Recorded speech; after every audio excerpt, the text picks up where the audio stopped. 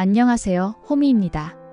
오늘은 중국과 한국의 관계를 둘러싼 복잡한 이야기를 준비했습니다. 중국은 왜 한국을 시기하고 때로는 질투하며 또 한국을 비판하면서도 따라하려고 할까요? 그리고 동북공정이라는 프로젝트를 통해 중국이 한국의 역사를 자신의 것으로 편입하려는 이유는 무엇일까요? 이 모든 질문을 중심으로 두 나라의 문화적, 경제적, 그리고 역사적 갈등과 경쟁을 깊이 탐구해 보겠습니다. 좋아요와 구독 부탁드리며 시작하겠습니다. 중국과 한국의 관계는 역사, 문화, 경제 등 다양한 측면에서 복잡하게 얽혀 있습니다. 이러한 관계는 때로는 협력과 경쟁을 통해 발전하기도 하지만 시기와 갈등을 동반하며 긴장감을 만들기도 합니다. 중국이 한국을 시기하고 질투하는 이유는 여러 요소가 있습니다. 첫 번째는 한류의 전 세계적 성공입니다. 한국은 대중문화의 영향력 면에서 전 세계적으로 독보적인 입지를 구축했습니다. 방탄소년단, 블랙핑크와 같은 K-팝 스타들은 글로벌 팬덤을 형성하며 중국에서도 열광적인 팬층을 끌어들이고 있습니다.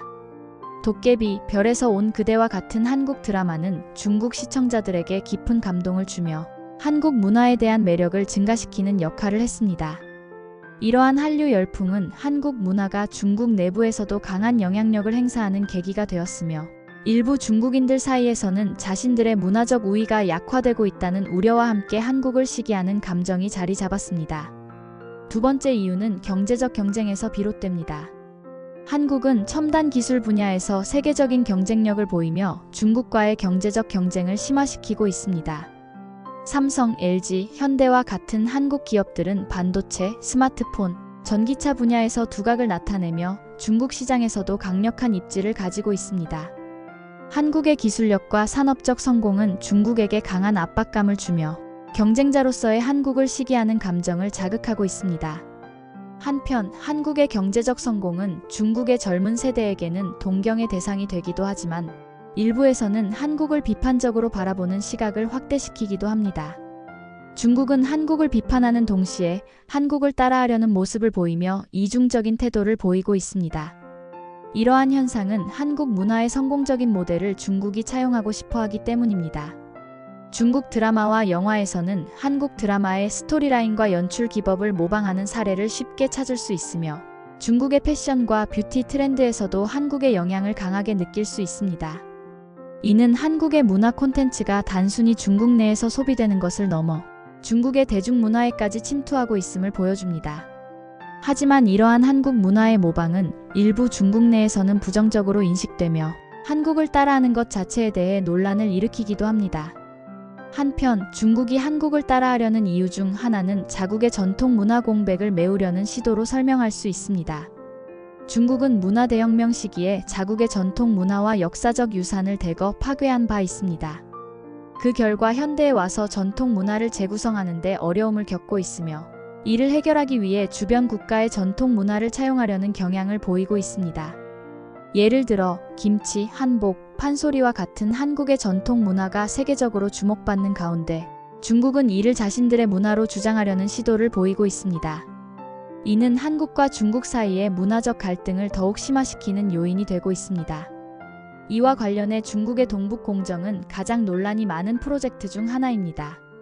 동북공정은 중국이 2002년부터 시작한 국가적 역사 연구 프로젝트로 한국의 고대사를 중국의 지방사로 재구성하려는 의도를 가지고 있습니다. 중국은 고조선, 고구려, 발해와 같은 한국 고대사를 자국의 일부로 편입하려는 주장을 펼치고 있으며 이는 역사적 진실을 왜곡하는 시도로 비판받고 있습니다. 예를 들어 중국은 고구려를 고대 중국의 지방 정권으로 규정하고 그 역사적 유산을 중국의 것으로 만들려 하고 있습니다. 이러한 시도는 중국이 동북 지역 만주의 민족적 정체성을 강화하고 남북한 통일 이후 발생할 가능성이 있는 국경 분쟁에 대비하려는 정치적 의도를 가지고 있음을 보여줍니다. 동북공정은 중국이 동북아시아에서 역사적 우위를 점하고자 하는 전략의 일환이기도 하며 이는 한국과 중국 간의 긴장을 심화시키는 요소로 작용하고 있습니다.